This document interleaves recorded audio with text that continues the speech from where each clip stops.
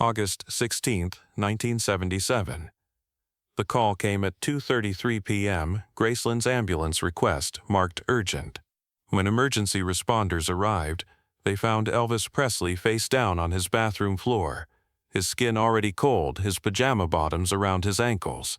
The official cause of death: cardiac arrhythmia, heart failure, natural causes.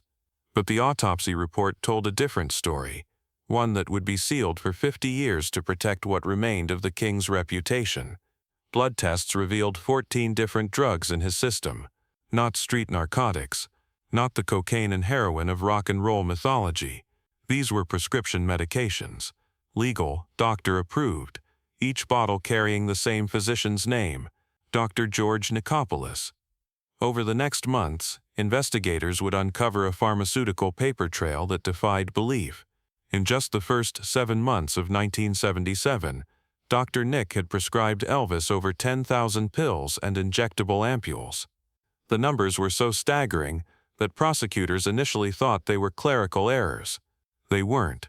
This was the systematic documentation of a decade-long relationship that had slowly transformed from medical care into something far more sinister. Elvis had called Dr. Nick family, had trusted him with his life. But somewhere between 1967 and 1977, between the first prescription and the last, something had gone terribly wrong.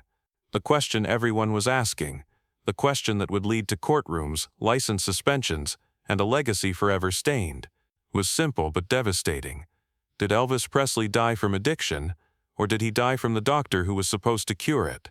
But to understand how the king's final chapter became a pharmaceutical nightmare, we need to go back to where it all began, to the moment when a Memphis physician walked into Elvis Presley's world and never left. 1967 was supposed to be Elvis Presley's comeback year. After nearly a decade of increasingly forgettable Hollywood movies, the 32-year-old star was ready to reclaim his throne.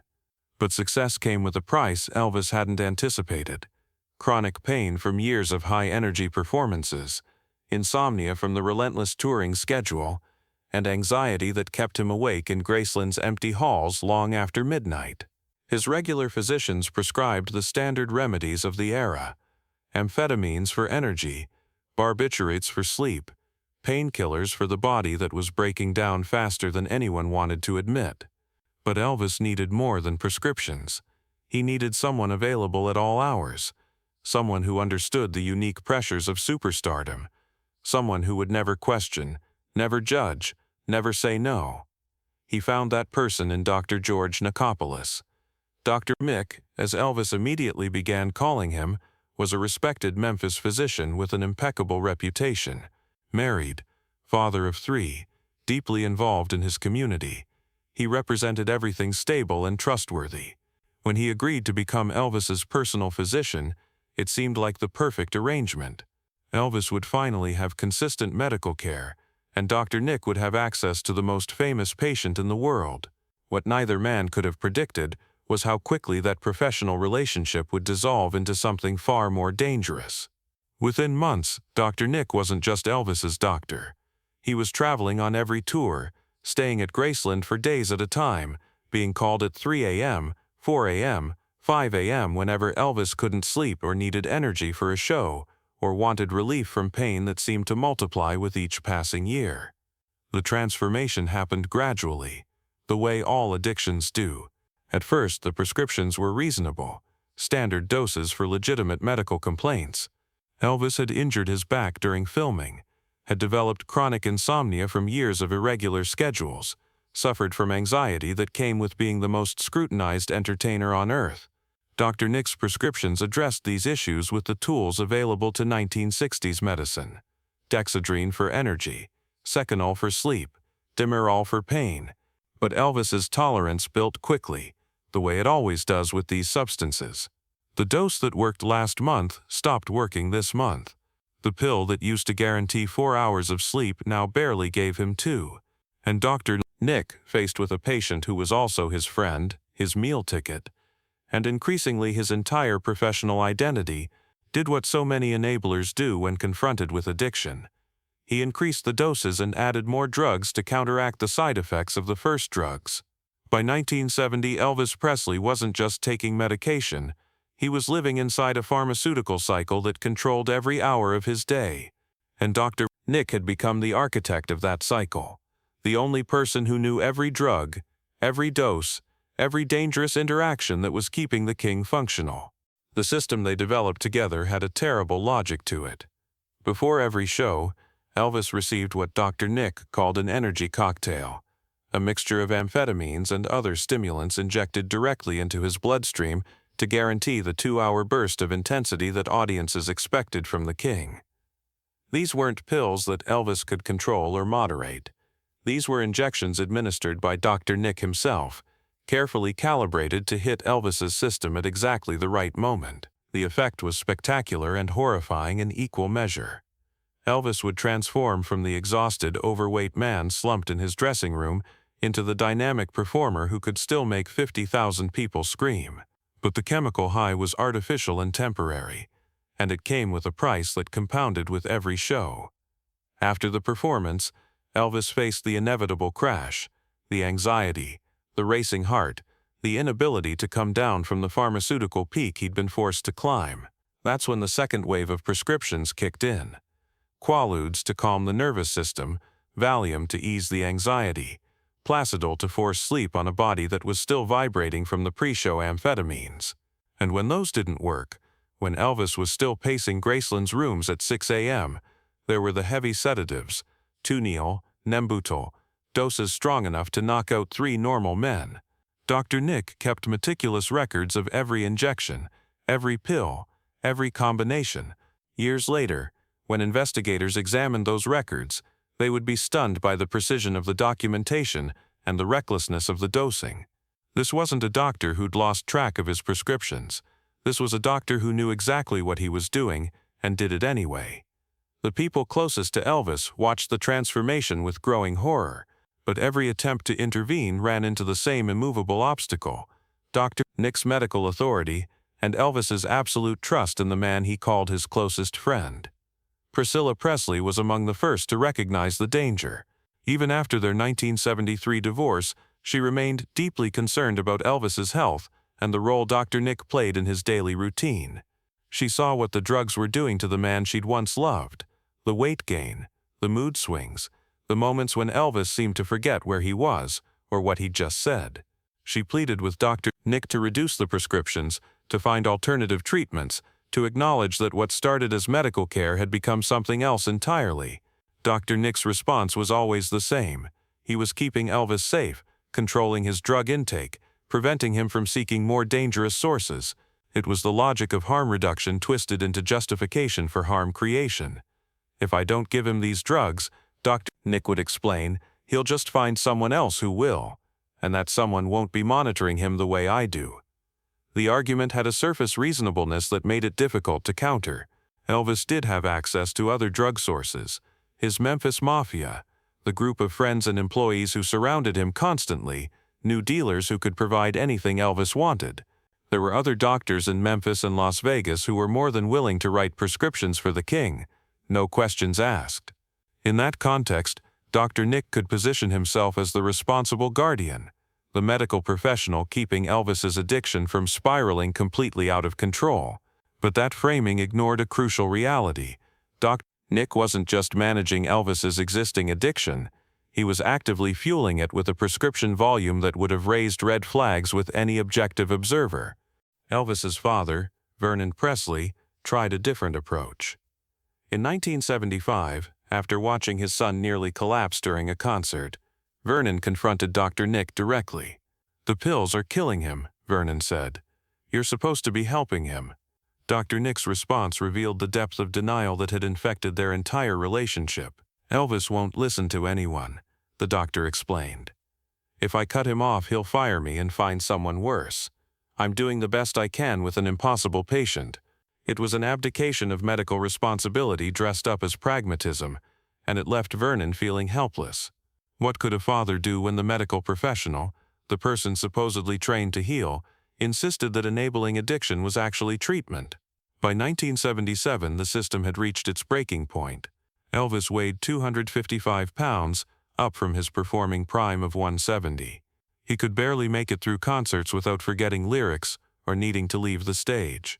And the pharmaceutical records that Dr. Nick was still meticulously keeping had reached numbers that defied medical ethics.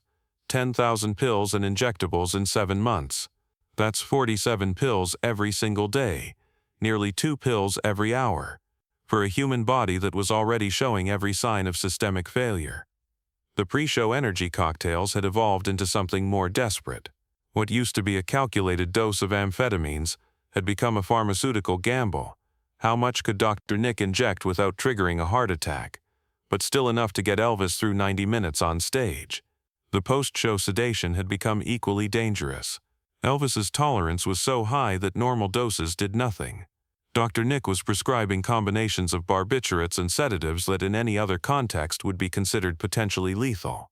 And in between shows there were the maintenance drugs, the Demerol for chronic pain, the Dilaudid for breakthrough pain, the Quaaludes for anxiety, the Valium for general sedation. Elvis wasn't taking these drugs to get high anymore. He was taking them to maintain a basic level of function, to prevent the withdrawal that would incapacitate him completely. The concerts themselves had become horrifying spectacles. Fans who'd loved Elvis for decades showed up expecting the king, and instead witnessed a man visibly struggling to survive. There are recordings from Elvis's final tours that are almost unbearable to listen to. Moments when he forgets lyrics he'd sung thousands of times, when he needs to sit down in the middle of songs, when his speech is so slurred that even diehard fans couldn't deny something was terribly wrong. After each disaster, Elvis would retreat to his dressing room or his hotel suite, and Dr. Nick would be there with the injections and pills that would either revive him enough for the next show or sedate him enough to avoid a complete breakdown. It was medical care as crisis management, with no thought given to long-term consequences because everyone involved knew on some level that there might not be a long-term.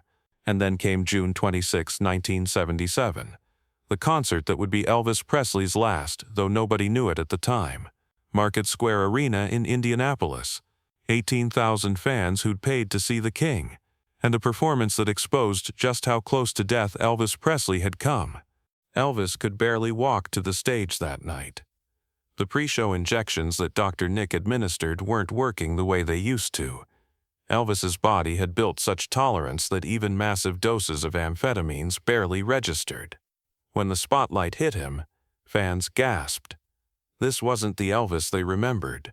This was a man who looked 20 years older than his 42 years, whose face was bloated almost beyond recognition, whose trademark jumpsuits had been specially tailored to hide the 255 pounds he was carrying. But Elvis tried. For 90 minutes, he gave everything his destroyed body could manage. He sang through forgotten lyrics, powered through moments when he visibly couldn't catch his breath, even attempted some of the hip moves that had made him famous, though now they looked like the efforts of a man fighting his own body for control. The audience didn't know what to do. Should they cheer for the legend they remembered, or confront the tragedy unfolding in front of them? Some fans started crying. Others left early, unable to watch anymore.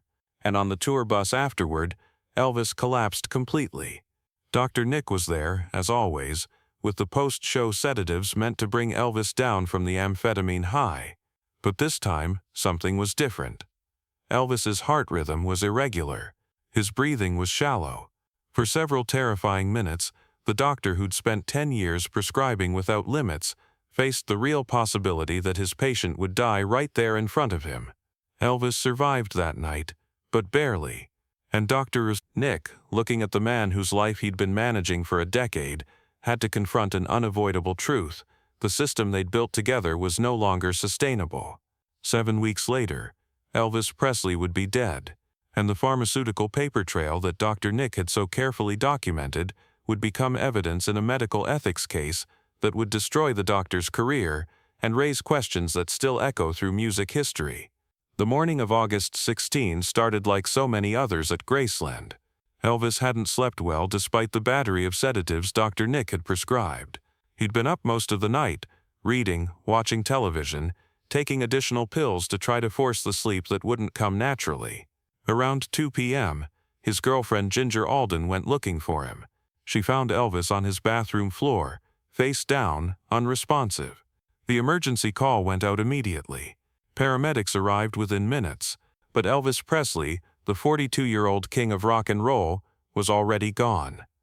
The official announcement blamed cardiac arrhythmia, irregular heartbeat leading to heart failure. For the public, it was a tragic but natural death for a man who'd lived hard and worked harder.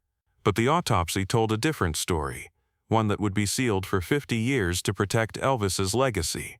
The toxicology report identified 14 different drugs in Elvis's system at the time of death: codeine, morphine, quaaludes, Valium, Demerol, Mepergin, Placidil, Amytal, Nembutal, Carbritol, Sinutab, Elavil, Aventol, and Valmid. Not street drugs purchased from dealers in dark alleys. Prescription medications, each one legally obtained, most of them prescribed by Dr. George Nichopoulos in the months, weeks, and days before Elvis's death. The medical community was stunned. How had a licensed physician prescribed this volume of controlled substances without triggering any regulatory oversight? The answer lay in the fragmented healthcare system of 1970s America and the special status that celebrity patients enjoyed. Dr. Nick wasn't the only physician writing prescriptions for Elvis. There were doctors in Memphis, Las Vegas, Los Angeles, all willing to help the king without asking too many questions. And the pharmacy records that investigators eventually compiled painted a picture of systematic drug-seeking behavior, enabled by medical professionals who should have known better. In just the first 7 months of 1977, prescriptions written for Elvis Presley totaled more than 10,000 individual pills and injectable ampules.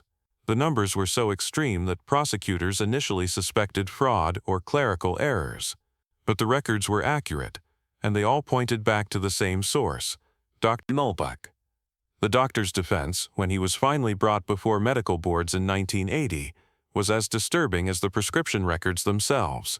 He claimed he was trying to control Elvis's addiction by being the sole supplier, preventing the star from seeking drugs from more dangerous sources. The strategy was called harm reduction, Dr. Nick explained to investigators. Elvis Presley was going to use drugs whether I helped him or not. My goal was to keep him alive as long as possible while managing his addiction in a controlled medical environment. It was an argument that had theoretical merit in addiction medicine but fell apart when confronted with the actual prescription volumes. Harm reduction meant gradual decrease, alternative therapies, intervention, and treatment. What Dr. Nick had engaged in was harm facilitation, maintaining and even increasing drug supplies to keep a patient dependent and compliant. The medical boards weren't convinced by Dr. Nick's defense. The numbers spoke for themselves. 10,000 pills in 7 months wasn't treatment. It was drug dealing with a prescription pad. In 1980, 3 years after Elvis's death, Dr. George Nichopoulos had his medical license suspended. The proceedings revealed details that shocked even those familiar with Elvis's struggles. Pharmacy records showed prescriptions written in the names of Elvis's bodyguards and friends, a common tactic to avoid triggering automated monitoring systems. There were prescriptions for drugs that had no legitimate medical use for Elvis's documented conditions. Most damningly, there were the dates, minors' prescriptions written and filled the same day, sometimes hours before Elvis's performances, in quantities that could only be intended for immediate use rather than long-term treatment. Dr. Nick was never charged with murder or manslaughter. The legal system couldn't prove that any single prescription had directly caused Elvis's death, and the defense successfully argued that Elvis's own drug-seeking behavior would have found outlets regardless of Dr. Nick's involvement. But the court of public opinion was less forgiving. The man who'd been Elvis's closest friend for 10 years, who'd traveled on every tour and been present at every crisis, was now seen as an enabler at best and a drug dealer at worst. The medical establishment made Dr. Nick a cautionary tale, an example of what happens when professional boundaries dissolve and celebrity worship overrides medical ethics. In 1995, Dr. Nick lost his medical license permanently after being found guilty of overprescribing to multiple patients. The pattern that started with Elvis Presley had continued with other patients who wanted access to controlled substances and found a doctor who'd already proven he couldn't say no.